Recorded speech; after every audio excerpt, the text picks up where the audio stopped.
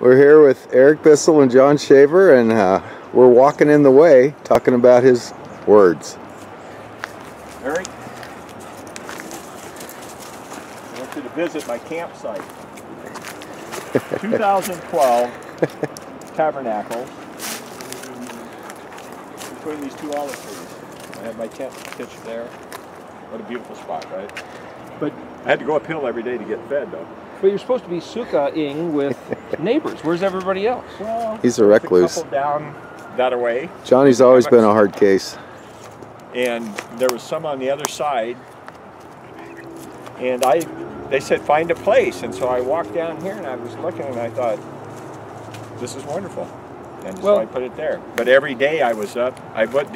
People came to visit me all the time. I had blue lights strung across my tent so they could find me in the dark and everything. He's jazzing it up. We won't go into why we kicked him out of the camp. Let's just, what's the discussion for today? Anyway, so when you're talking about tabernacling with brothers, this property was filled with people. Yeah, but some people stay in hotels or they stay in their motorhomes or tent. What'd you do? Put a tent here? I put a tent there. I didn't build, but I put it down here amongst the trees, by the olive trees. And well, that's not acceptable. Maybe we should talk about how we should do these Moedim. Well, I know some people. I know some people that actually cover up an area with branches, and so literally it looks like a camouflaged hut, like a bird's nest almost. I mean, well, whether you use a tent or whether you put the branches. Well, this is a good question for you. When I read in the scriptures, it says you will dwell in temporary tabernacle and temporary dwellings.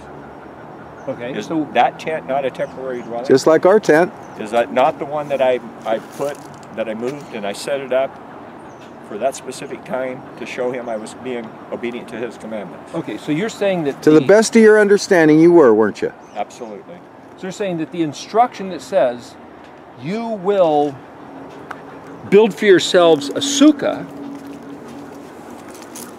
that it's okay to be in a tent, but what about if the tent had aluminum siding and wheels, like you're in a camper? Is that okay? It doesn't say to build, does it? It says to dwell in a temporary shelter or a temporary tent. Well, what time of the year is this? This is like September, October? This one was in late September.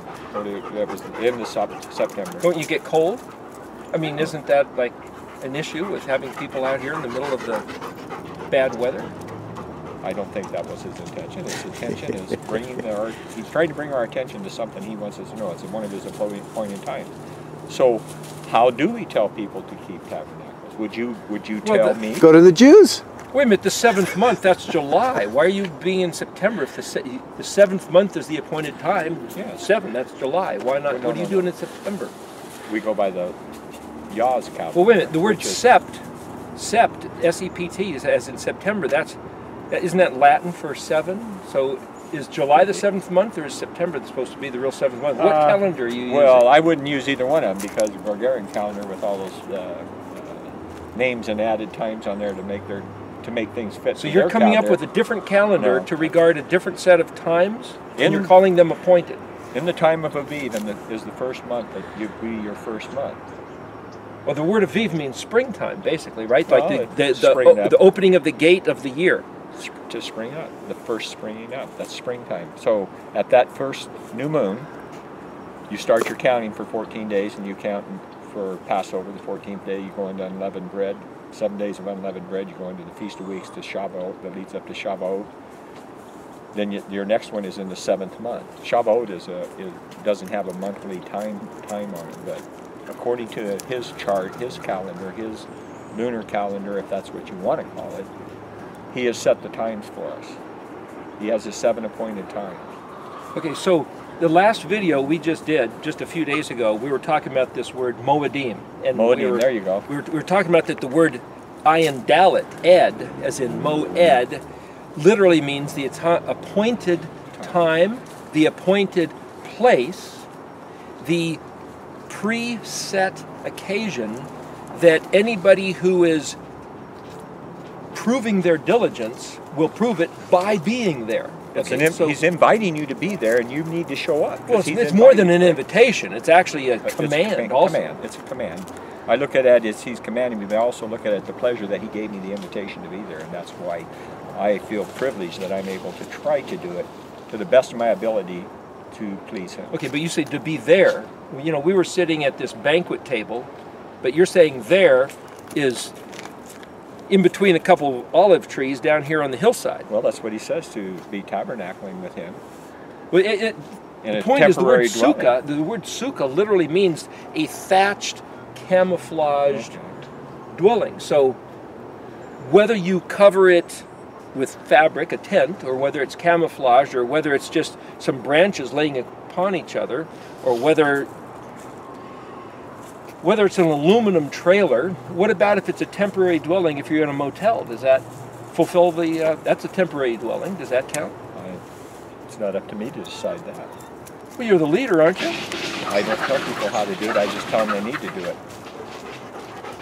Say that again? I don't tell them how to do it, I just tell them they need to do it. I use me, I use myself as an example, maybe. Maybe that's the wrong thing to do, but I do it to set an example. Most people, you know, it's like covenant says, you know, walk when you talk about these things when you're walking with your children, and you put them on your doorpost and your gate. Well, that's in Deuteronomy 6. Yeah. It says you will teach your children, and you will speak of these things as you sit in your house, and you walk on the way. And that's what we're talking about. Child. Son. So it's not a matter of legislation or a matter of protocol or a matter of these are the rules, these are the doctrines and dogmas. He did say you're supposed to talk about it. As a matter of fact, I was reading in Joshua, the first chapter, and Yahuwah himself was talking to Joshua and says, see to it that you discuss these matters, have them in your mouth. Right. Talk about them. The command is to talk about it. And I've had people say to me, so you do the sacrifices too? You go kill animals in your backyard? Is that what he wants you to do by observing these festivals? Trying to so be what do Jewish. you say to that? You kill animals in your backyard in order to observe these festivals as he commanded right there in Leviticus 23. What do you do with that? Well, first, I don't have, when he was commanding that was through the Levitical priesthood's order that he set down for them. It's how they are to approach him. They who? The Levitical priesthood, and they are approaching him for you through that. Through those offerings were made with the priest there. I don't have an altar to offer these things up. The protocol is not set for me to do that. I don't think. So you're saying there's a protocol for the Levitical priests, but then there's a different protocol for you as there's an a individual? protocol on how to approach the Creator. We have Yeshua to go through now as to approach Him. But we still have to go back to the appointed times. These Moedims that He's appointed to us, those are all appointment days. Again, like I say, to me, I look at them as an invitation. They're leading to something, they're pointing to something. And it's something that we need to observe, and that's what I teach my family and my children, and I teach other people that. Now, but I don't teach them how to keep them because... Wait a minute, wait. You've used two different words now. You said you're observing them, but then you don't... Something about keeping them. Is it keep or is it observe? Same word. Now, keep and observe Shamar. is the same thing.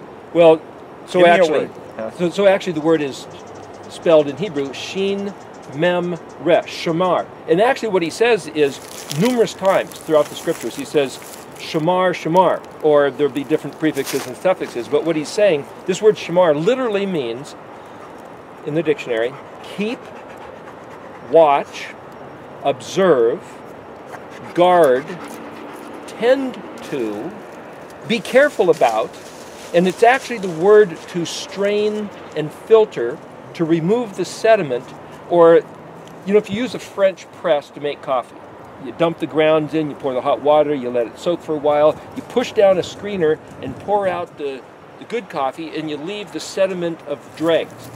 To screen out the sediment, the dregs, is literally what that word means. So if you say keep or heed or watch over or attend to remove the dregs. So here's the point. I'm giving you a bit of a hard time here, but the command, you will keep it, is not so much doctrine or this is the way you better do it, as much as for us to talk about what to do, how you do it, how I might do it, how I see other people doing it, how I know there's some different denominations of the Christian belief that observe these matters, and then of course Brother Yehuda has been keeping them according to a certain traditional way as far as that tribe or that family or that understanding for centuries. It's been handed down. But see, here's an interesting thing. This is why I'm interested in what you have to say, is that there was 12 sons of Jacob, Yaakov,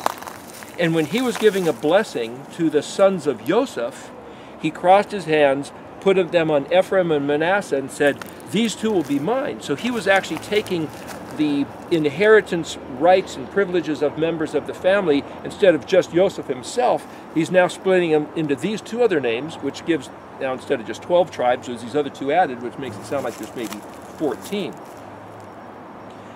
Each one of those different tribes might have had a different family tradition, might have had a different way of expressing their flavor, you might say. So there's a difference between, this is the prescription of what, like on your hat, Yud He Vav He, of what he demands, you better do this, versus the privilege or the right that we each might have as individuals, as family, as tribe, or as one of the 12, they're almost like national identities of each one of the tribes, maybe 14 of them. So what I'm saying is that there might well be 14 different expressions of traditional ways, which are not necessarily outside of the instruction to guard and keep, but what you do or what somebody else does in keeping the Moedim, by us just walking down the path talking about them, is keeping the specific commandment.